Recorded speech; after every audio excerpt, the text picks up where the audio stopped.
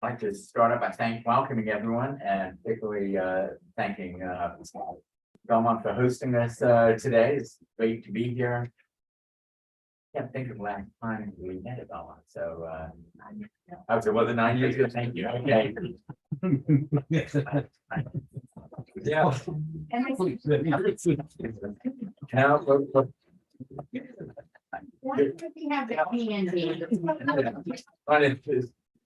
Belmont's near and dear to our hearts. We did not share your youth. We haven't. I knew that we had to hear. So I came on the board. Anyway, thank you for having me. I'd like to first off ask if there's anything that needs to be added to the agenda at this time. Then that I'm going to ask a motion to be approved the July 26, 2023 agenda as submitted. I move that we approve. Thank you, and can I get a second? Second, Sharon, and all in favor, aye. Aye. Okay, it passes. Then I'm going to ask that we approve the consent agenda consisting of the June 28, 23 regular meeting minutes, the pending deposit receipt report, and the statistical report as submitted. If I get a motion on that. Somebody Move to approve. thank you. Gail. Gail, okay, and if I get a second. Second. Second, Emily, thank you. All in favor, aye. Aye. Opposed? No. Okay. So let's jump right into today's meeting. First off, I don't see anybody, but I'll ask if we have anyone for public comment. No. Okay. We'll just jump right in. We had plenty, it looks like, to talk about things with the friends. How's everything going? Good. Hello, good afternoon, everybody. Ruth sent this along.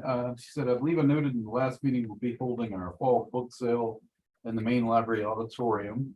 The usual times, but the date for that will be dates rather Friday and Saturday, November 3rd and 4th of 2023 will be the next sale.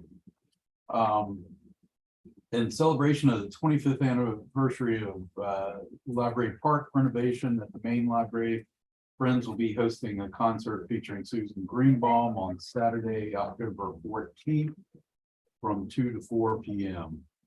This will be the Saturday of the Richmond Folk Festival, and we hope that many people wandering to the festival will stop by. There will be cookies and ice cream, exclamation point.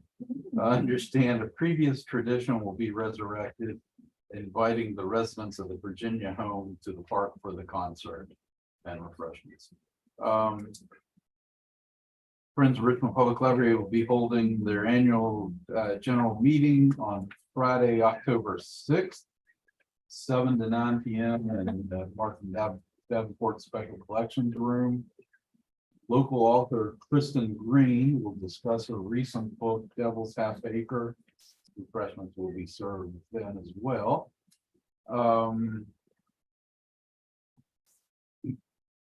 And reorganization of the Friends Sale sorting area in the main mezzanine is ongoing. Those of you that have been down have seen that space has been opened up considerably, and Chris Larson has done the lion's share of work and kind of paring down that tremendous amount of materials that were there. But looks very different now. So if you're down, take a look at it. You'll kind of get a notion of what we have in mind for the space.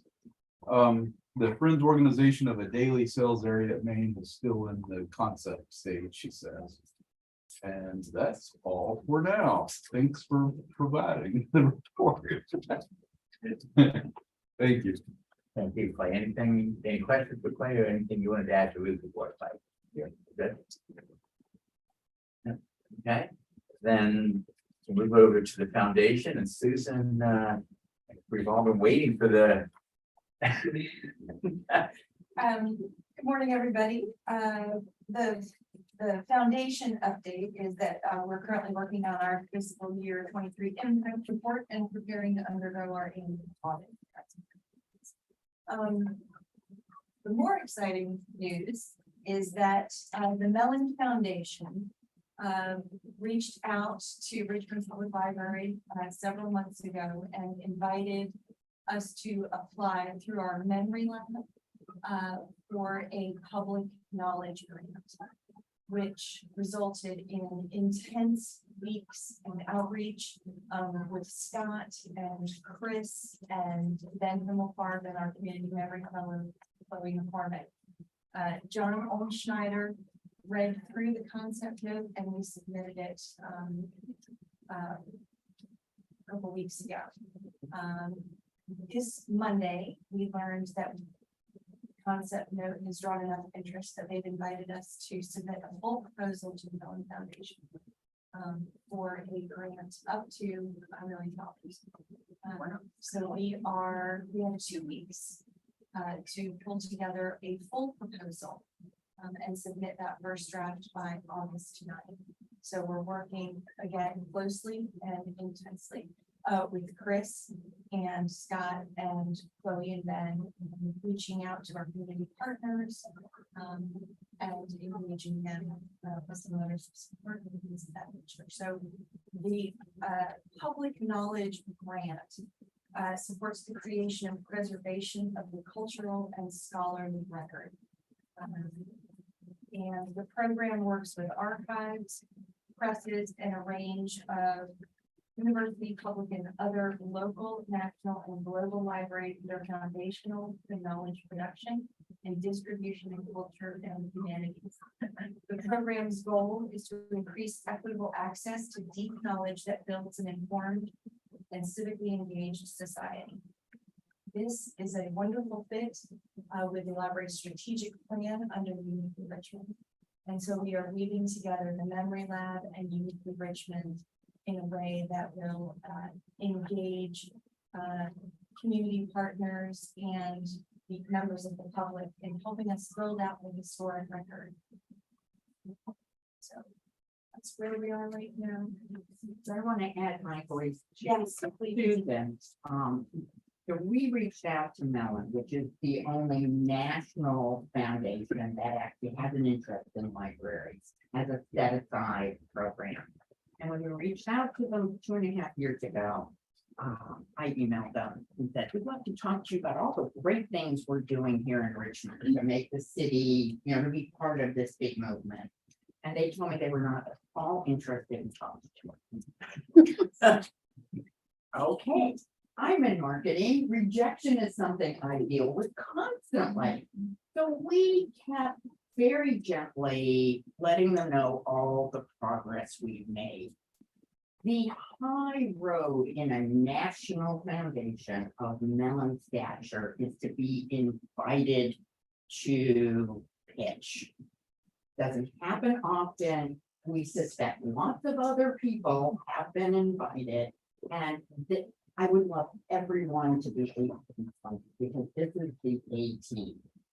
The challenge was to deliver a 4-page concept paper that went through the need, the approach, the budget, the timeline. For any of you who've writing 4 pages is a heck of a lot harder than writing 10 pages. And we have the master of that was Susan.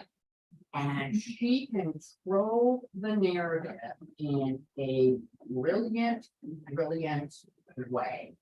So just making that first hurdle, I guessing this is kind of my business. They cut by 1/3 to 1/2 all of the, which is there's going to be some serious cuts next. But we've never had a national foundation interested in us before. We've never gone after successfully anything that's this prominent.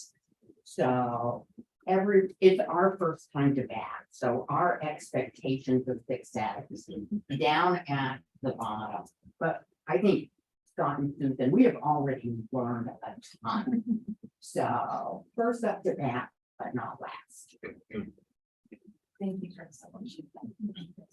Well, it's also been the process of going through it has made us think about the Oh, Richmond room it is one of the- strategy. And our team has really pulled together and coalesced about it, and thought about this subject in new ways. And even if we don't get all of the funding, we're gonna be able to do things that move this goal and this goal forward. And Right. it's exciting. So I wish I was in third grade and in September when they said, what did you do in your, not during your summer? Something you're. But we have to give a lot of credit to Chris, her expertise. This is invaluable. We would have not had any. This would have not happened, so. That's true. We I appreciate have. it. Yes, yeah, so thank you. Great. Yeah. And it's our, this team. We have a great team of trustees. Loved every Pulling second. together, moving us forward. Loved So every second. very grateful. for that. Thank Loved you. every second. I want to second Scott's appreciation of Chris's guidance on this because it was exhilarating and immediately overwhelming. So, we're being able to work with someone that has Chris's depth of experience really helped us structure those next few days and weeks and brought us to the point where we can we're looking forward to the next 2 weeks. Hopefully we are. I'm gonna guess that has something to do with the letter that was being discussed earlier. Yes, sir. Yeah. Right. Everybody's just getting support letters. That helps our next. They want to know that that we don't stand alone. That we work with all the major players and that we have worked with them. I didn't call them up and say, introduce myself Yeah. and say, will you sign a letter? So they're crafted with great deal of intention. Can you share the pitch with the board? Hmm? Can you share the pitch with the board? It's good to kind of refresh our memories on everything. That work, in other words, can we see the report that you sent to Melanie? When we're done. And I say that because you're all such smart people, you'll have comments. And we don't, to be blunt, we don't have time to respond to you respectfully. Yeah. I would So, do that. I think it's just. Absolutely, we will share it. We will not share it immediately because. It's right now. I just like to know how we're pitching libraries. you know. Well, so the original, when we put it forward, we gave a concept of lots of different things that are in there. And at this point, we're refining that concept. And as we get to the first draft, that they're gonna provide us feedback as to how it aligns with their goals, objectives, and strategy, right? So it's premature to put information out there that may not ever happen, that is aspirational. We're keeping track of all of it, but right now we need to keep it really tight within staff and our team that's. But proposing. absolutely, But yeah, yeah, give it 24 hours after due date and I'm happy to share it. and as Chris said, we want to manage expectations. We're aspirational that we want to get it, but This Actually, is that's really tough. good phrase. this is tough. This is really tough, and it's probably one of the most difficult grants we've ever chased. We're gonna get it. So Same. I'm trying to be as Positive, that's it. Lower expectation, yeah. Okay. It's an honor just to be invited. Yeah. Thank you, Susan. Yeah. Yes, it does, and say keep open up. Well, that's good. You get a letter of support. from Yeah. the reverend. That's what it's going to top. Anything else, Sue? Okay, Scott? Not too much to add to my report. I will mention that on Monday, the 17th, we had the band book bus come and visit our library on Monday. And there was some press about it. It was a group that's traveling across the country, raising awareness about books that are banned and making sure people have access to it. They pulled up in front of the main library. It's a 50-foot bus. They had a little bit of a rally. Kazila Hashmi was there. Ann Holton was there. Thought the mayor was going to attend, but he didn't make Oh, it. he didn't come, okay. And there were a couple other folks kind of promoting, this topic in the General Assembly. If you've been following your newspaper, there was an article yesterday in the Washington Post about what's happening out on the western part of the state, in the valley. Just a lot of controversy. Libraries right now are on the front of the culture war that's happening about books and banning books. Thankfully, our board had the foresight back in 21, I think. We reviewed all of our policies and procedures, and we're prepared if anyone has a question about our books. And so. I was gonna say, I think Emily and Janet did a really good job of supporting that effort. I think my advice is we renew it every 2 years. So that, you know, if we did in 21, right now, so that we always have a within 48-month current policy. Well, what And I is think that's trouble- ALA's. what's trouble about the activity Scott mentioned? And it's happening in Hanover County too. And the people who are raising the complaints are not using the process.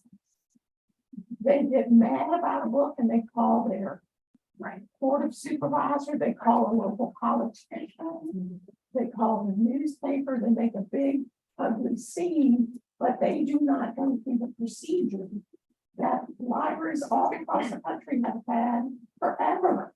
So there's a procedure for complaining about social, but they're just jumping right over that. Yeah. So they can get in. Right.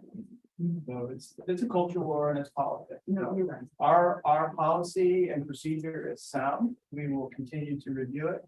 We will continue to train on it so that when people have concerns about a book or even praise about a book, we know how to handle that. And we will follow the policy and the procedure. So Do we get any, this to me seems in this area to have been very focused in the school, less so than in the public law libraries. Is that, I mean, do we It's get coming to many? public libraries. No, I understand, but I'm just wondering, are we getting issues rising and? I'm not hearing anything. I think many of our staff handle it on the spot. So somebody will come in and complain about a book, this book was this or that, and I'll say, awesome. I understand, you know, we have lots of books in our collection that are, I love and I hate. It's all about access to information. So our talented staff can usually handle those. If somebody wants to escalate it, we have that process. In Hanover, it's jumping from the schools to the public libraries, and I think that's also part of a political situation that's going on up there. There was a nice article in the Times Dispatch, I think, in the last few days about how the difference between a school library and a public library. School libraries are curriculum driven, and so they have to, they do look at age appropriate material, and they do make decisions about that. So that is all within their process.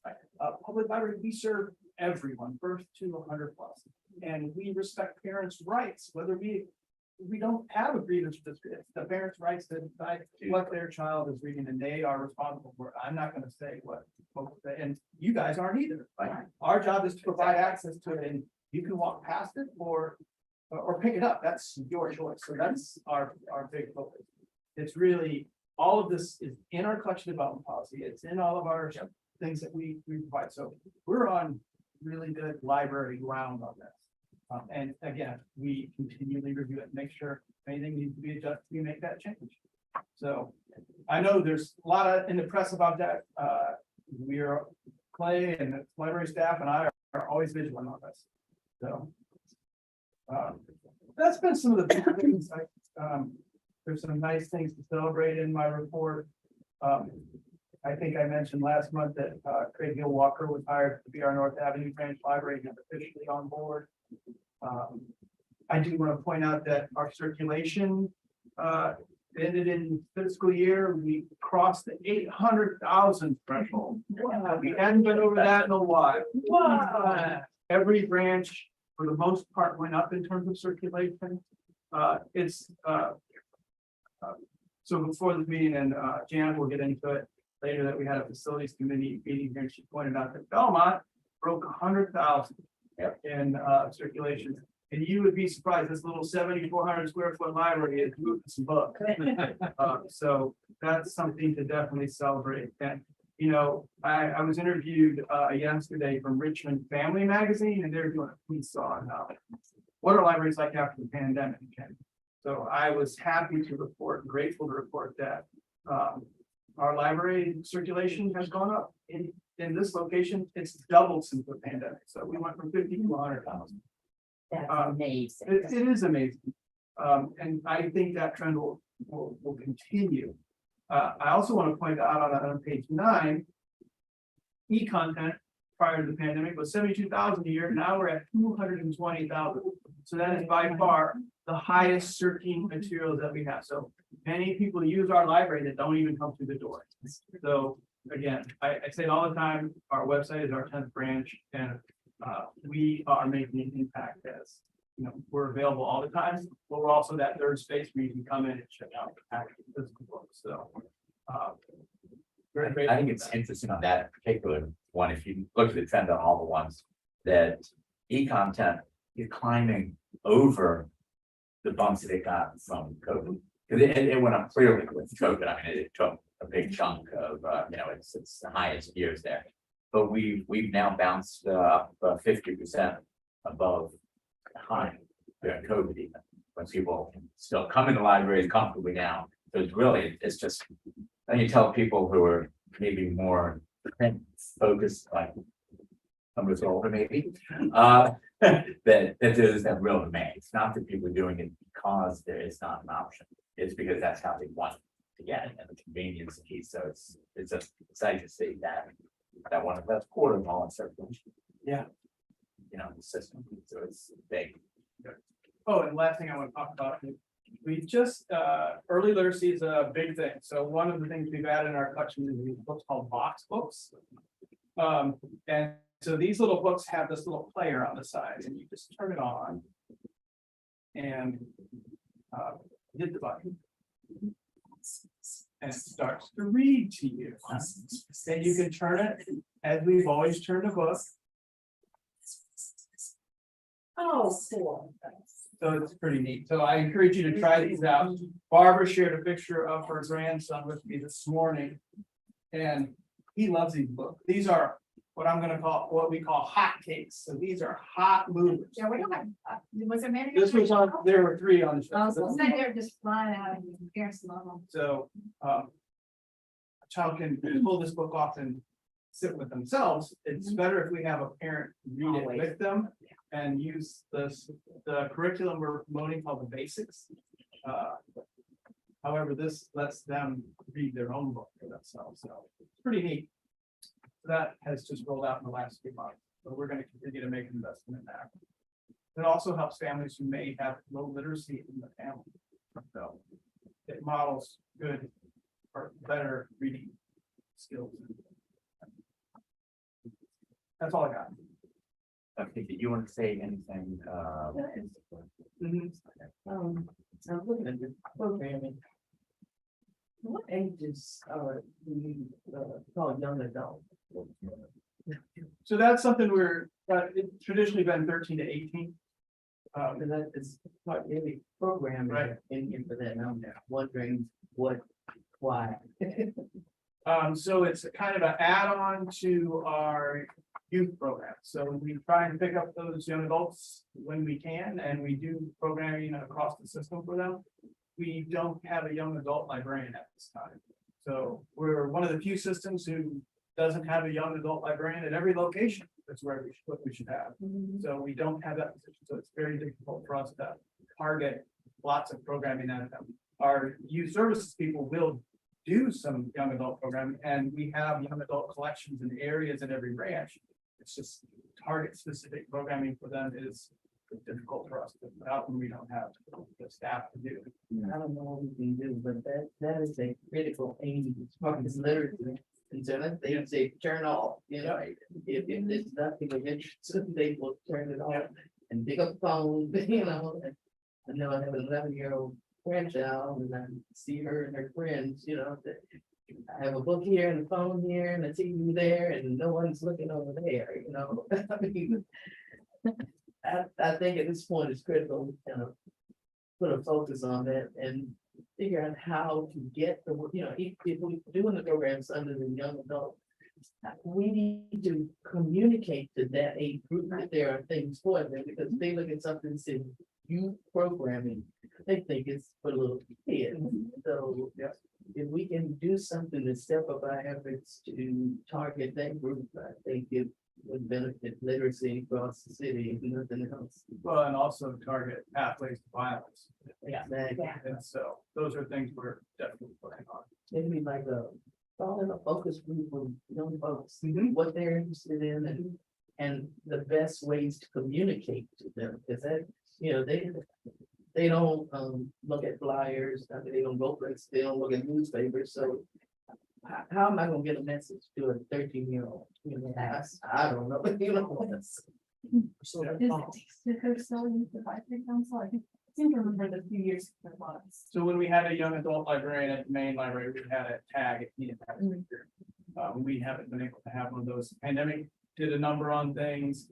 The tags kind of go in waves, so you'll get a group of young adults and get a group going, and guess what? They graduate, they go off and do other things. Also, one of the things that's a marker for when we lose youth is when they get that driver's license. So the library card gets put away, the driver's license gets picked up, and so it's even harder to get them. So, yes, we definitely need to have, I would love to see young adult librarians at every location. I'd love to see children's librarians at every location, and we're gonna get there. It's just gonna take time and effort, and as you said, more input. So. I think Sharon Bob would really good need to sort of flesh out an outline there for it. I would wonder, looking at what's next on the agenda here, is Garrett, who is a unit unfortunately, and the advocates. Should we be looking at this as something that gets moved in advocacy to talk to our city council members and others about funding for it? Because I don't think most of us realized that was completely gone as far as the position. Yeah. I think maybe we knew it wasn't filled, but budget-wise, gone down. So maybe we should be talking about that if we can do that without stepping on the early side at all.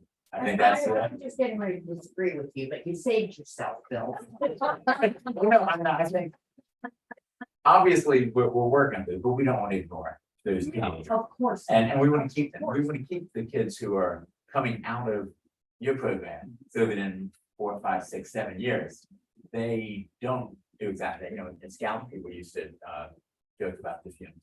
And they say you lose kids from Scout for fumes, gas fumes and perfumes. And I think it's the exact same thing here, though. It's like the distractions start to come in, other things become more, and I think if we're going to continue turning people into lifelong readers, I think if you get them till they're in their early 20s, you've probably got them. Where you can easily lose them between that and 10 or 11 years ages and the 20. So I don't know. I don't know how we do that exactly. And I'll suggest we talk to Garrett about maybe fitting that in. But I don't want it to cannibalize from anything. I don't want it to take away the early literacy. Think it this way, with birth to 5, we are in a leadership role, right? In young adults, are we in a leadership role? No, we're gonna support any number of organizations. And based on that landscape alone, we have to do better with it, absolutely, but people only have so much bandwidth, so we make our choices. And that's all I'll say, I mean. No, so my feeling of that would be that we try to get the budget to put a couple of young adult libraries. Right, we rather need to than do better. a couple of those who, not that they're going to run the kind of a program that you put together for this summer and ongoing, but so that they can reach out to some of those schools that Sharon maybe making contact with as we go along and say, do you have some kids who'd like to be on an advisory group? As you said, you get a good group going to graduate, but the interesting thing about that is you get a good group going because they get together too.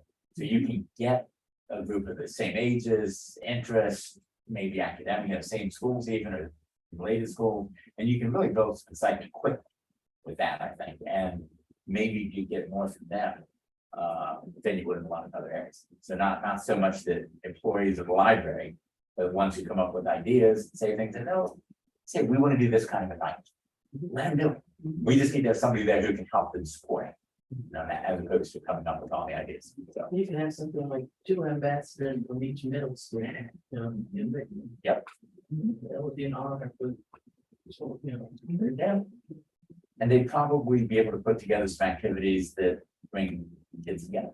So, I don't have anything from the advocacy task force. Oh. From Eric, you have, okay, He's in, unfortunately, he's in North Carolina, and that's in business. He said, I have to read his message. sure. That we need to remind everyone to send the communication shared last meeting. If they haven't received a response, it may be worthwhile to send a follow-up communication before the end of the week. We should also be reinforcing the amazing summer programs we have available through social media and conversations with colleagues and neighbors. And we should start thinking about who in our circles can serve as library community ambassadors as we push our agenda in the fall. Any questions for Sharon / Eric? No, okay. Chris, I guess we move on to you for, I have nothing to, nothing new okay. to say, mainly because I haven't had a chance to touch base with Becca, so. Some of I mean, I know track that, is good. so. Yeah. I know we've been having the kindergarten readiness. Yeah. Events. They've been getting turnout. We'd like to always see more turnout. We're building towards the end of the summer reading program. We're having a grand event at celebration event at Maymont. So that will be very positive. And we're just gearing up for fall. So I'm excited to see how the summer goes. We'll do an after action review and figure out what's next. Yeah. Who can work better. We, I don't know if I mentioned the Legos that we got. We have a donation from the Children's Museum asked us to, is sharing a donation from Lego. Think how big they are. They're like 1,000, 1,200 piece set. They're rockets. We have about 13 pallets full of these Lego sets. Yeah.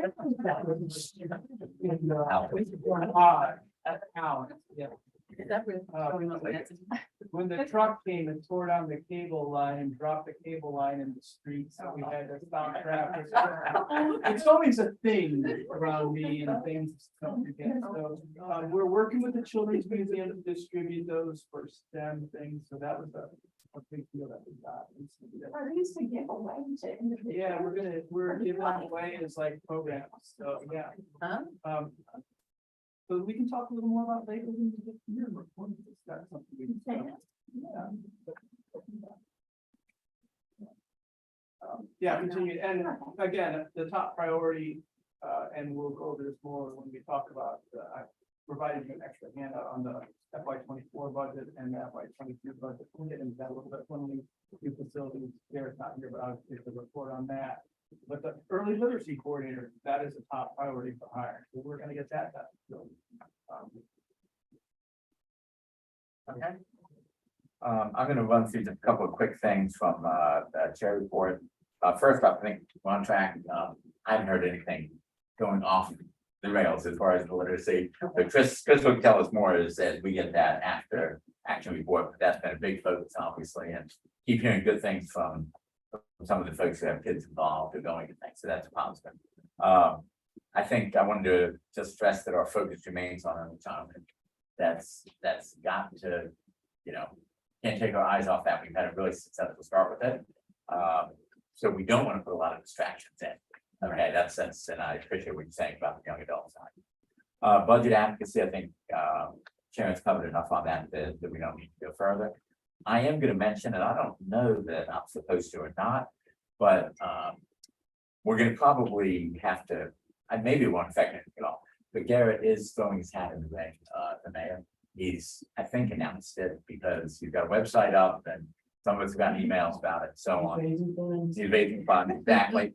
And then there's several other candidates. I'm not promoting anyone here as a member of the board or the chair or anything like that. I'm just saying that he is, which I guess I'm just saying that may mean that we have to step in over. He may be asking us to advocate for people who's running against him even. So it's an interesting line that he may be walking as we go forward a little I'll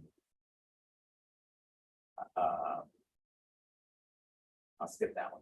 Okay, and then the final thing I wanted to add was something else on the foundation, which Susan, I won't say neglected to mention, but didn't mention. And that is that the foundation has had 3 longstanding members blow off the foundation. And first thing I'd like to say is I've met all of them and talked to them on different occasions and things, and they've been very valuable to the foundation. I'd like to thank them for all that they've done for the foundation. And at least 1, if not 2 of those were former chairs of our board. And so they really shown a lot of dedication to the library over the years, and just wanted to thank them. And then I wanted to comment that they have got a wonderful team of folks to try to step in and fill the big shoes. So I think it'll be positive as it can be when you lose somebody with a lot of institutional experience and knowledge. But there'll be some good folks coming in there, and John Olschneider and Susan are doing a fantastic job of keeping that board very vital, strong, and capable of really going after funding opportunities, actually making it maybe a little more fundraising oriented than it had been in the past. Even. So I think that's very positive. And with that, I'll make a final pitch with this. If you have not made a donation to the foundation, please consider doing so. They obviously like large ones, but they will take very small ones even. Okay, and if they can say every member of Library Board of Trustees has given something in support of them, I think that helps. And it's just, it was on my list to make sure that I've done mine this year, and I've got to check that. So I thought I'd mention it to all that it is helpful, and it shows we don't solicit for any donations for our board, because we don't do that type of thing. But that board really can use the active support from all of us. Okay, any questions for me? And we'll just jump right into Scott on the finance. Yep, so beginning of fiscal year, we ended June 30, FY 23. We did well with spending all of our resources, invested more money in books. That's on page 17 of your book. That's a wrap up of FY 23. And then I handed out a FY 24 budget, and you'll see about a $1.3 million increase. And then there's an $800,000 to expand access to libraries, which was a top priority for our board. So we will be working on ramping up, filling those positions that have been vacant, funding positions that need to be added so that we can do what we need to do. So address hours, address program, and address all the infrastructure that we need to do to keep things going. So right now, we haven't really, you won't see anything expended probably until our next meeting. But by then, hopefully, we will be adding those people and get branches open on Sundays and extended evening hours. So hopefully we can get more evening hours across the board in our branches. And Sundays will be added to Ginter Park, West End, and Main. The goal is to get those open by early fall if we can. And it's not only just opening the doors, it's making sure that we have programs happening to get people who want to come in the door. So continuing that effort to make sure libraries are doing what they need to do. The other thing we're going to investigate is opening earlier. If you ever visit some of our libraries, there will be people standing at the front door before 10 a.m. So where we can, where it's possible, we can start opening the door at 9 a.m. for people who show up early. That would be a great way to add an hour to all of our public service days. So we'll be investigating that. Clay and I and branch managers are working on how to get the staffing and the personnel to make that happen. So those are things that we want to get done with this budget. And again, grateful to the advocacy. This wouldn't have happened without you all speaking up and letting our council know and making our case and having such a great plan. So the advocacy committee, this is where it starts. So I have a question. In terms of looking at your numbers of the staff, how do they break down in terms of your full-time or permanent people and the people you have working part-time? What is this? So one of the things that happened during the pandemic is they pretty much eliminated all of our part-time people. Okay. So I would like to see us restore a lot of our part-time positions, because part-time people really supplement the full-time people, because we can kind of flex their time around 60-hour work week. We still need full-time people to really, help us with the really important parts of the program, early literacy, young adults. I'd like to see full-time staff dedicated to that, higher skill base, more capacity. Part-time folks support that as we go forward. So we need to add positions in basically all levels, from professional to semi-professional staff, just clerical staff, so keeping the doors open, but also keeping things running, figuring out the best balance at each location. That's where we're at. We don't, adding part-time positions will really help us.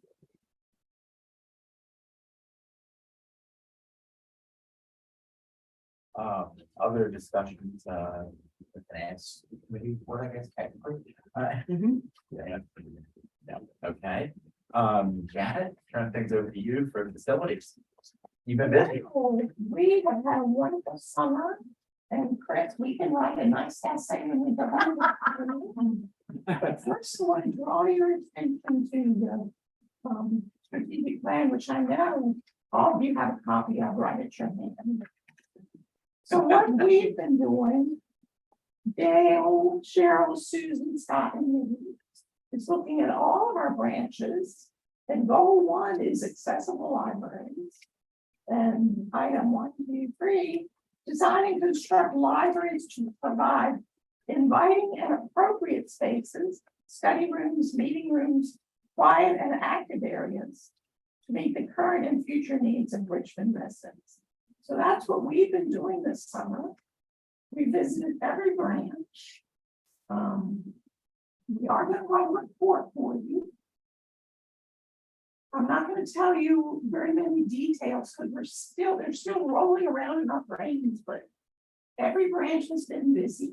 The branches that have the rain gardens are just magnificent. I think, speaking for the group, that we feel mostly positive while acknowledging that there's a lot of work to be done. And we joke a lot about how to do that one. Some of our ideas are way out there, but that's okay, because you look at crazy ideas and then you get closer and closer to the real ideas. Today is our last visit here. Things are good. I think our report, maybe September, starts, you think, about September. We'll have a report. We're looking at collection sizes, collection activity, circulation activity. Scott wants to do more for circulation, so he's helping with that. We're looking at square feet. Comfort. Comfort is very important to us. Comfort, beauty, natural light, sight lines, good lighting. Lighting is very important. So that's where we're going, and we'll have a report. Yeah, a system-wide report that's kind of like prioritizes, assesses where we're at, kind of gives some guidance. After the master plan, the master plan, that was a drama of 5 years that took us to get done, and that's sitting with the CIP, and cities in the process of working their CIP right now. But we remain optimistic that funding will come from the city and the CIP to help us do things at the main library. We're starting this process in our branches to look at those and assess what we have, what we'd like to see, and where we want to go. And figure out, maybe there's some things we can start addressing right now. Some of the furniture is worn out. Some of the buildings need some TLC. And there are possibly some changes that can become effective sooner than later, because the way libraries are being used is different than it was 20 years ago. We talk a lot about study rooms. We have very few study rooms in the system. The only branch that has a study room is West End. Those are things that our patrons are telling us we need to provide. So those are things that maybe we can do something about it. Maybe there's solutions. So those are the kind of things we're looking at through the branches. I also want to point out that, in the CIP, there's about $1 million in there to fix some HVAC issues at the main library that they're working on. And then there's $85,000 in there to address cameras. So we're adding some cameras across the system. The first place it's supposed to get some cameras is Broad Rock. So that will be a life safety health issue that we're addressing. So Cheryl and I had a meeting with camera people yesterday, and hopefully that'll start to touch. Cameras don't stop problems, but sometimes they might stop a problem, but they also help you after something happens. So we can get to the bottom of it. So, and then updating the cameras at Maine. We had cameras at Maine, they're about 15 years old. So those are going to be updated. So those are kind of the big facilities issues that we have going on right now. I'm glad we're stepping through this process. I'm looking at our branches and making some suggestions, because that's going to be the next thing they're coming at. They're going to ask us to address it. And so to have this report and these priorities and something we can hand them, we say, hey, when they say, well, what do you think we should do with the branches? Well, I'm glad you asked. Here's a nice report, and it summarizes all of the things that we're trying to do to make things better for our community, in terms of our public library. So it's been a good. It's been a good tour. Yes, ma'am. Can I just add, and North Avenue is going to be a good guide for us on how that space with reduction of books, opening up space, different kinds of furniture, that's going to be a guide for us to see how we can move forward with other branch improvements. And I did notice in the mayor's objectives, a lot of language about facilities and welcoming, things like that, so we can point to that. I'm glad you mentioned HVAC at the main library. I had a meeting there with someone in the new, the rooms. And I thought, it looks like they're that's so high there, And I was you all are looking at, ventilating those little rooms with the doors are closed. Well, the biggest issue in those rooms is the humidity. Yeah. Poor Susan, she gets 80% humidity in her little area. We can't have variation. That's one of the big challenges of that building. That's why the cereals had to go down from up there. Like, you got molded. That's why we had to get rid of them.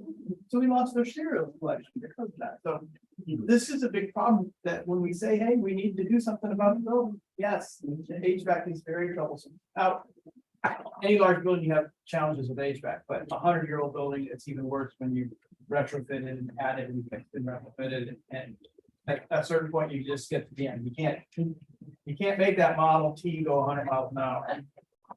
In those closed rooms, if you have a long meeting in a room, a closed room, It's very uncomfortable. very uncomfortable. Yeah.